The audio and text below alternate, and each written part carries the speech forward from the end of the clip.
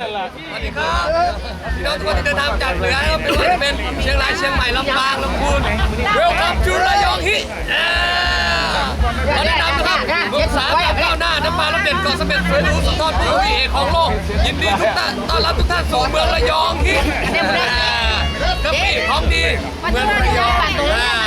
แท้มันหอมครับราคาไม่แพงท้องตลาดอันนี้เรียกหมึกกระตอยไข่ครับกระตอยไข่นะครับแพงนะไม่แพงครับนะอันนี้ปลาช่อนทะเลครับปลาช่อนทะเลปลาหัวกลมนะครับนี่เรามีเยอะเลยครับปลาครับอันนี้ปลาหมึกครับนี่หมึกป้าหลวงยืนยันพ่อหลวงพ่อหลวงหมดเลยครับอันนี้หมึกแกะตาครับ100 เดียวครับ100 เดียวแถมทอดให้ชิมด้วยนะมีด้วยมาที่นี่ปลาหวานริวกิวครับนะ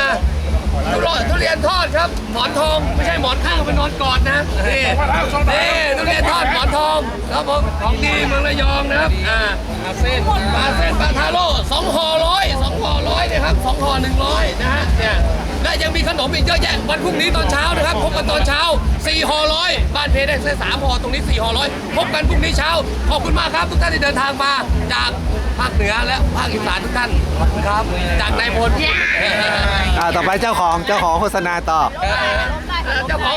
ไม่จะพูดนะไม่เป็นไรก็เชิญชวนนะครับผมมาเที่ยวระยองกันมากินของฝากอร่อยครับผมแล้วก็มีหน้าผลไม้ด้วยอย่าลืมทุเรียนหมอนทองเงาะที่สวยก็มีนะครับผมแล้วพรุ่งนี้มีอะไรเดี๋ยวพรุ่งนี้เราจะมีถ้าเป็นไปได้ก็จะมีมังคุดกับถอนแต่ว่า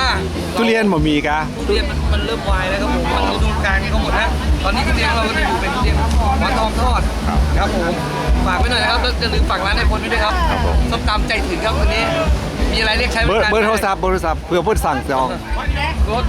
ทำได้094-867-72ครับติดต่อได้ครับผมมาเที่ยวระยองโทรหาได้นี่เป็นการส่งถึงที่ครับผม